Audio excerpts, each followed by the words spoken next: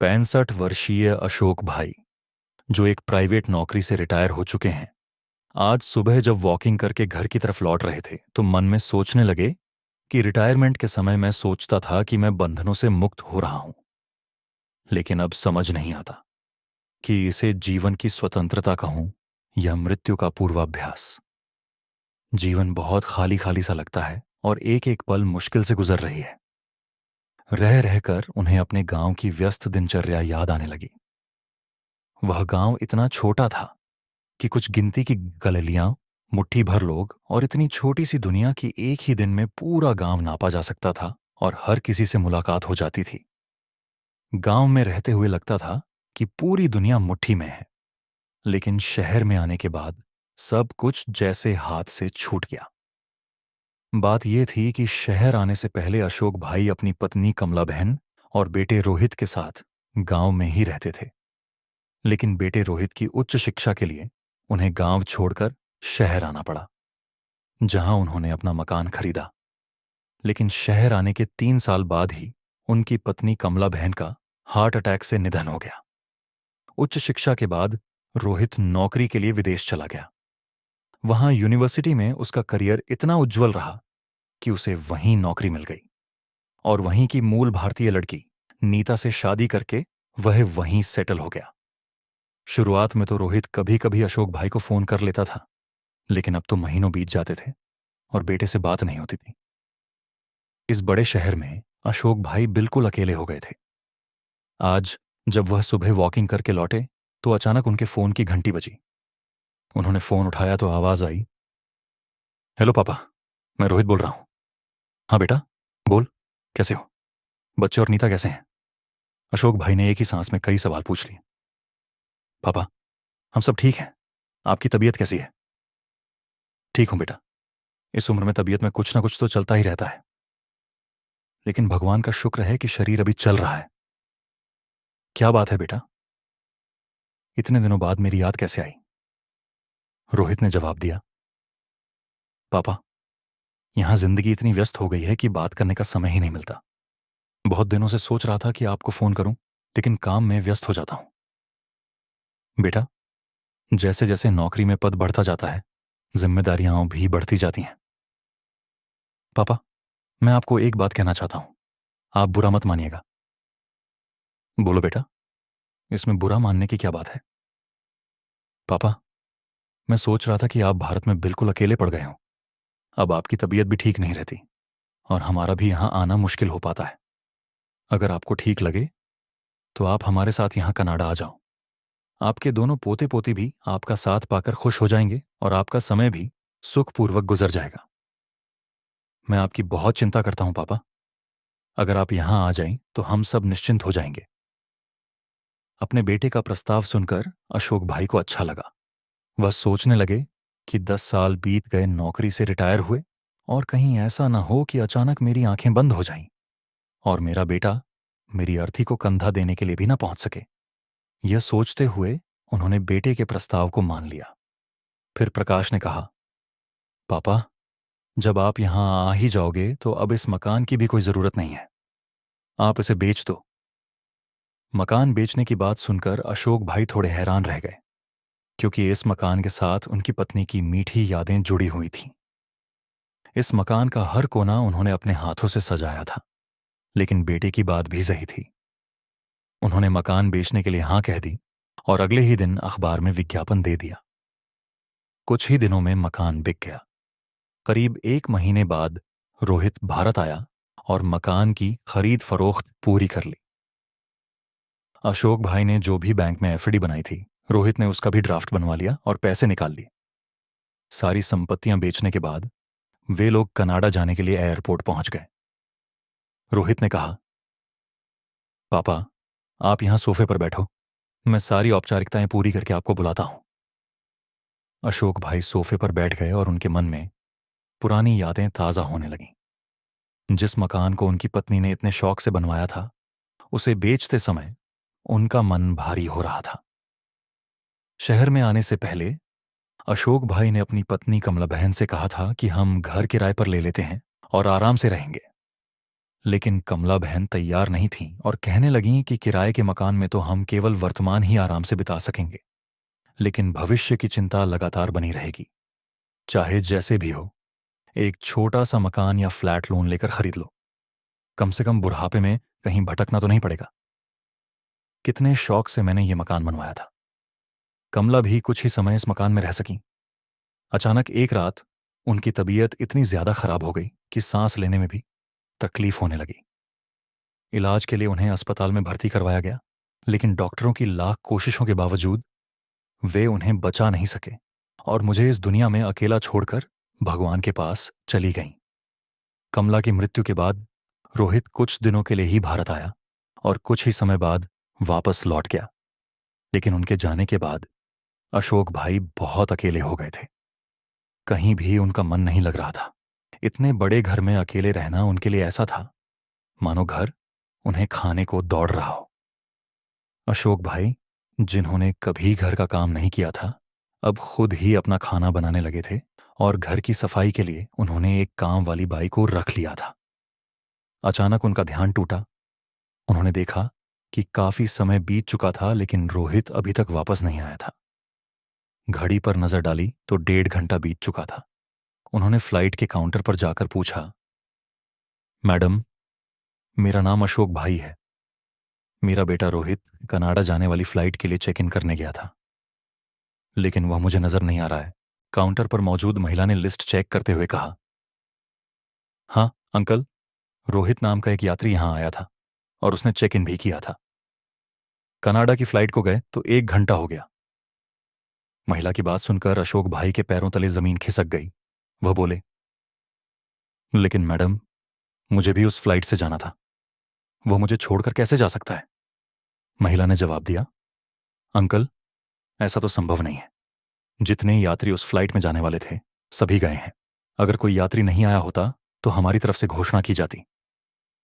उस महिला की बात सुनकर अशोक भाई रुंधे हुए आवाज में बोले, तो क्या मेरा बेटा मुझे लिए बिना ही कनाडा चला गया? इसका मतलब तो यह हुआ कि उसने मेरी टिकट ली ही नहीं। ये कैसी धोखाधड़ी है? अशोक भाई के पैरों तले मानो जमीन ही खिसक गई।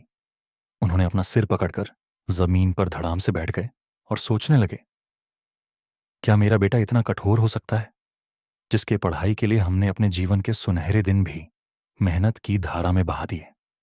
उसका भविष्य उज्जवल बनाने के लिए हमने अपनी खुशियां कुर्बान कर दी थीं। कमला हमेशा मुझसे कहती थी कि हमें अपने बुढ़ापे के लिए भी कुछ बचाकर रखना चाहिए, लेकिन मेरा एक ही जवाब हमेशा रहता, रोहित हमारा इकलौता बेटा है। अगर हम उसकी सुख सुविधा का ध्यान नहीं रखेंगे तो और कौन रखेगा? वह जब एक खिलौना मांगता था तो मैं 2 खिलौने लाकर देता था। उसकी विदेश में पढ़ाई की जिद पूरी करने के लिए, पैसे इकट्ठे करने के लिए पता नहीं मैंने कितने संघर्ष किए थे, कितने लोगों के आगे हाथ फैलाया था। मेरे मन में बस यही धुन सवार थी कि मेरा बेटा किसी भी तरह विदेश पढ़ने जाए। इसी बात को लेकर मेरे बड़े भाई महेश भाई से मेरी लड़ाई भी हुई थी, क्योंकि उन्होंने किसी भी प्रकार की मदद करने से इनकार कर दिया था। वह कहते थे कि जब सामर्थ्य नहीं है तो विदेश क्यों भेज रहे हो? क्या हमारे देश में पढ़ाई नहीं होती? यहां भी पढ़ लिख कर बच्चे नौकरी कर सकते हैं। जितनी चादर हो उतने ही पैर फैलाने चाहिए। मेरे भाई के इस व्यवहार से मुझे कितनी तकलीफ हुई थी।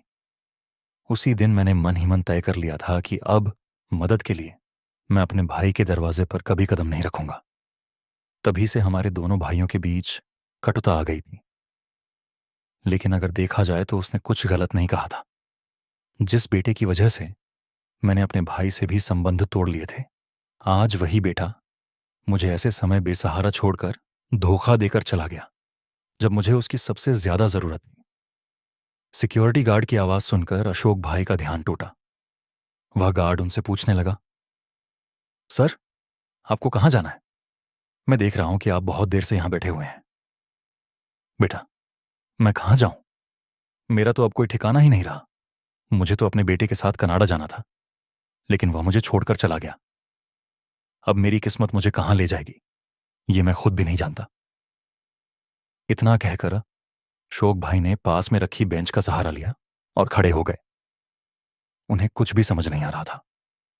दुखी मन से वह एयरपोर्ट के बाहर आ गए और सोचने लगे, हे भगवान, ऐसी मुश्किल घड़ी में मैं कहाँ जाऊं? मुझे कौन आश्रय देगा? अब तो मेरा घर भी मेरे पास नहीं रहा। क्या मैं अपने बड़े भाई के पास जाऊं? क्या वह मेरी मदद करेंगे? क्या उन्होंने मुझे माफ कर दिया होगा? लेकिन अब कोई और रास्ता भी नहीं बचा था। मैं उनके सामने रोऊंगा, उनके पैरों पर गिरूंगा, अपनी मजबूरियां बताऊंगा। शायद शायद उनका मन पिघल जाए। एक बार जाकर देखूं तो सही। ऐसा सोचकर वह बस पकड़ने के लिए चल पड़े।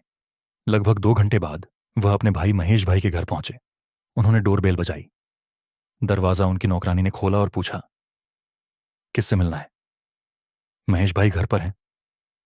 हाँ साहब, वह घर पर ही हैं। लेकिन आप कौन हैं? उन्हें कहो कि उनका भाई आया है। उसी समय महेश भाई बाहर आ गए और अपने छोटे भाई को ऐसी हालत में देखकर हैरान रह गए। अशोक भाई की हिम्मत अब टूट चुकी थी और वह रोने लगे।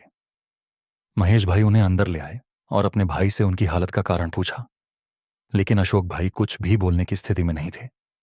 उनका मन कर रहा था कि अपने भाई के कंधे पर सिर रखकर जी भरकर रो लें।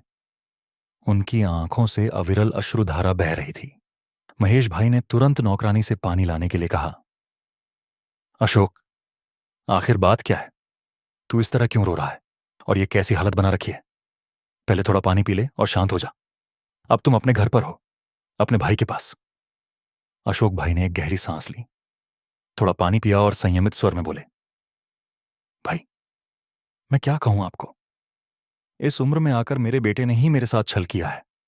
मैंने कभी सपने में भी नहीं सोचा था कि ऐसा दिन भी देखना पड़ेगा जहां मेरे चारों ओर बस अंधकार ही अंधकार है। महेश भाई बोले, मैं कुछ समझा नहीं, तू पूरी बात बता। तुझे इस हालत में देखकर मेरे मन में अनगिनत सवाल उठ रहे हैं। महेश भाई के पूछने पर अशोक भाई ने सारी घटना उनके सामने बता दी। महेश भाई ने गहरी सांस लेते हुए एक एक बात बड़े ध्यान से सुनी और बोले, यह कैसी विडंबना है? तूने अपने बेटे को पढ़ाने और एक अच्छा इंसान बनाने के लिए अपनी पूरी जिंदगी दांव पर लगा दी और वह तेरे साथ ऐसा व्यवहार कर रहा है। क्या माँ बाप अपने बच्चों को इस दिन के लिए पालते पोसते हैं? कितने स्वार्थी हो गए हैं आजकल के बच्चे। अशोक भाई ने कहा, भाई, अब मुझे कुछ समझ नहीं आ रहा कि मैं क्या करूं। इस उम्र में मैं कहीं नौकरी भी नहीं कर सकता। अच्छा होगा कि आप मुझे किसी वृद्धाश्रम में भेज दो। ये तू क्या कह रहा है अशोक? महेश भाई बोले, आत्मसम्मान के साथ सिर ऊंचा करके जीने वाला इंसान आज वृद्धाश्रम जाने की बात कर रहा है?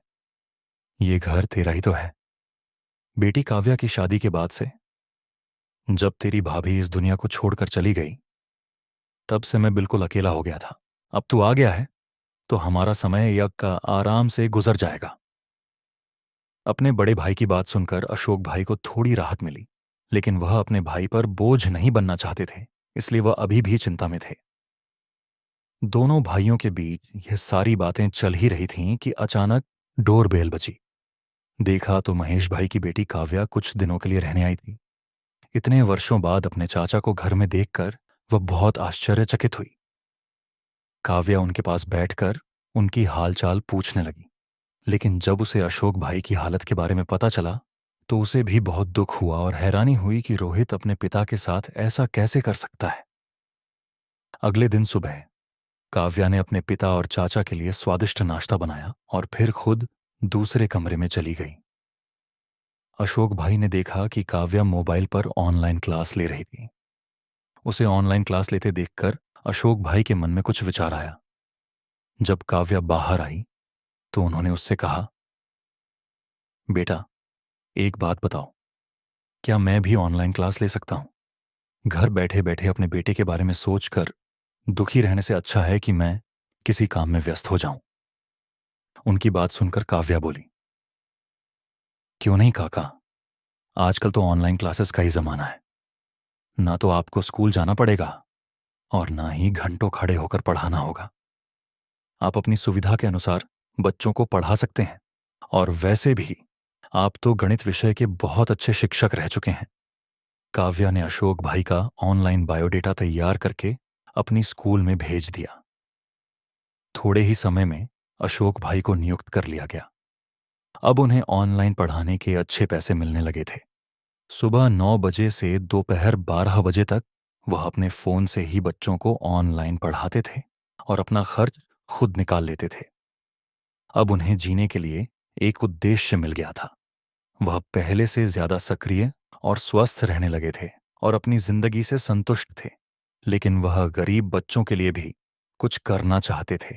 इसलिए उन्होंने बच्चों के लिए अपना कोचिंग सेंटर खोलने के बारे में सोचा और इस काम में भी उनकी मदद उनकी भतीजी काव्या ने की। काव्या की मदद से उन्होंने एक जगह किराए पर ली जहां उन्होंने अपना कोचिंग सेंटर खोला। गणित विषय के अलावा अन्य विषयों की कोचिंग प्रदान करने के लिए उन्होंने 2 अध्यापक भी नियुक्त कर लिए। उनके कोचिंग सेंटर की फीस बहुत ज्यादा नहीं थी और जो बच्चे फीस देने में सक्षम नहीं थे वे मुफ्त में भी पढ़ सकते थे। इससे उनके कोचिंग सेंटर की लोकप्रियता बढ़ने लगी। अशोक भाई द्वारा उठाए गए इस सराहनीय कदम को देखकर कुछ एनजीओ भी उनकी मदद के लिए जुड़ गए। उन्होंने उनके कोचिंग सेंटर के लिए एक बड़ी जगह उपलब्ध करवा दी। सिर्फ 1 साल में उनके कोचिंग सेंटर ने एक बड़ी संस्था का रूप ले लिया था। लेकिन कहते हैं ना कि कर्मों का फल तो जरूर मिलता है। आज नहीं तो कल, इस जन्म में नहीं तो अगले जन्म में। रोहित, जिसने अपने ही पिता के साथ छल किया था, वह इसके परिणाम से कैसे बच पाता? जिसके दोस्त के साथ साझेदारी करने के लिए उसने अपने पिता के पैसे चालाकी से ले लिए थे, वही दोस्त साझेदारी के बहाने उसके सारे पैसे हड़प कर चला गया। नौकरी तो उसने पहले ही छोड़ दी थी और अब उसे कहीं भी नौकरी नहीं मिल रही थी। आखिर विदेश की धरती पर बिना पैसे कितने दिन रह सकते हैं? जो थोड़े बहुत पैसे बचे थे उनसे उसने अपनी टिकट का इंतजाम किया और अपनी पत्नी और बच्चों के साथ भारत लौट आया। भारत लौटकर रोहित अपने ससुराल में रहने लगा और नौकरी खोजने लगा। लेकिन उसे कोई बड़ी नौकरी नहीं मिली। छोटी मोटी नौकरियां उसे अपने स्टैंडर्ड के लायक नहीं लगती थीं। आखिरकार ससुराल वाले भी एक बेरोजगार दामाद को कितने दिन सम्मान दे सकते थे। अब उसे लगने लगा कि ससुराल में भी उसे बोझ समझा जा रहा है। वह अपनी जिंदगी से पूरी तरह परेशान हो चुका था। लेकिन कर भी क्या सकता था? एक दिन जब उसने सुबह अखबार उठाया तो उसमें दूसरी खबरों के साथ अपने पिता का फोटो देखकर वह हैरान रह गया। अखबार में लिखा था, बार बार मेहनत करने वाले लोग मुश्किलों से डरते नहीं हैं, बल्कि अपने दम पर उन्हें दूर करने की कोशिश करते हैं। श्री अशोक भाई, जिन्होंने 65 साल की उम्र में अपने अंदर के शिक्षक को पुनर्जीवित किया और खुद को आत्मनिर्भर बनाने का एक शानदार उदाहरण पेश किया है। उन्होंने गरीब बच्चों को मुफ्त में पढ़ाने की जिम्मेदारी उठाई है और वह आज के बुजुर्गों के लिए प्रेरणा बने हुए हैं। सरकार उनके इस प्रशंसनीय कार्य के लिए उन्हें सम्मानित करने जा रही है।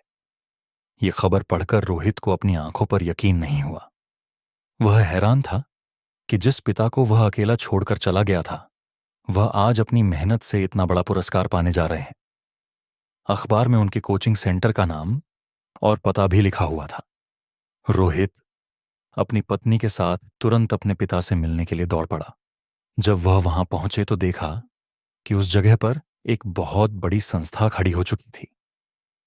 अंदर जाने पर गार्ड ने पूछा तो उन्होंने कहा कि उन्हें अशोक भाई से मिलना है। गार्ड ने उन्हें ऑफिस में बैठाया और अशोक भाई को बुलाने चला गया। जैसे ही अशोक भाई अपनी ऑफिस में आए तो रोहित उन्हें देखकर हैरान रह गया। उनके पिता, जिनके चेहरे पर कभी लाचारी दिखती थी, आज आत्मविश्वास से भरी चमकती थी। अशोक भाई को देखते ही रोहित उनके पैरों में गिरकर रोने लगा। अचानक अपने बेटे को पैरों में पड़ा देखकर अशोक भाई भी हैरान रह गए। तभी रोहित बोला, पापा, मुझे माफ कर दीजिए। मुझसे बहुत बड़ी गलती हो गई। मैंने चालाकी से आपका घर बांटकर आपको अकेला छोड़ दिया था, लेकिन उसकी सजा मुझे भगवान ने दे दी है। मेरे साथ भी बहुत बड़ी धोखाधड़ी हुई है। अब मुझे आपकी मदद की जरूरत है। अशोक भाई अपने बेटे की बात सुनकर बोले, बेटा, शायद तू भूल गया था कि भगवान की लाठी में आवाज नहीं होती, लेकिन जब वह गिरती है तो आदमी कहीं का नहीं रहता। जहां तक तुम्हें माफ करने की बात है तो मैं तुम्हें कभी माफ नहीं कर सकता। तुमने एक बुजुर्ग पिता का भरोसा तोड़ा है। मुझे मरने के लिए अकेला छोड़कर जाते समय तुमने मेरे बारे में एक बार भी नहीं सोचा। कम से कम इतना तो सोचना चाहिए था कि तुम्हारा ये बूढ़ा बाप कहाँ रहेगा, क्या खाएगा। एक तरफ तुम हो और दूसरी तरफ महेश भाई की बेटी काव्या है, जो शादीशुदा होने के बावजूद अपने पिता का भी अच्छे से ख्याल रखती है और अपना घर भी संभालती है। तभी अशोक भाई की बहू नकली आंसू बहाते हुए बोली, पापा, जो हो गया उसे बदला तो नहीं जा सकता, लेकिन आपको पता नहीं है कि हम कितनी मुश्किलों से गुजर रहे हैं। बच्चों की पढ़ाई का खर्च भी है। अब आप ही बताइए, हम कैसे गुजारा करें। रोहित ने भी कहा, पापा, अगर आप हमारी कुछ मदद कर देते तो। इस पर अशोक भाई ने साफ शब्दों में कहा, एक बार मैं धोखा खा चुका हूं। इससे ज्यादा धोखा सहने की ताकत मुझ में नहीं है। जो करना है वह खुद करो। मैं जो भी कमा रहा हूं, अपनी मेहनत से कमा रहा हूं। उस मेहनत की एक भी पाई मैं तुम्हें नहीं दूंगा। अगर मैं इस उम्र में ये सब कुछ हासिल कर सकता हूं, तो तुम तो अभी जवान हो। अपनी जिंदगी खुद बनाओ और मुझसे कोई उम्मीद मत रखो, और दोबारा कभी मेरे पास मत आना। मेरा क्लास लेने का समय हो रहा है, मैं चलता हूं। बेटा और बहू अपने पिता को हैरानी से देखते रह गए। इससे पहले कि वे कुछ और बोल पाते, अशोक भाई उठकर अपने क्लास लेने के लिए चले गए। बेटा और बहू दोनों मुंह लटकाए हुए वापस लौट गए। अब उनके पास पछतावे के अलावा कोई और रास्ता नहीं बचा था। तो दोस्तों, आज की ये कहानी आपको कैसी लगी और आप किस शहर से इसे सुन रहे हैं, ये हमें कमेंट करके जरूर बताएं। अगर कहानी पसंद आई हो तो लाइक करके इसे ज्यादा से ज्यादा शेयर करें। ऐसी ही नई और अनोखी कहानियां सुनने के लिए चैनल को सब्सक्राइब जरूर करें।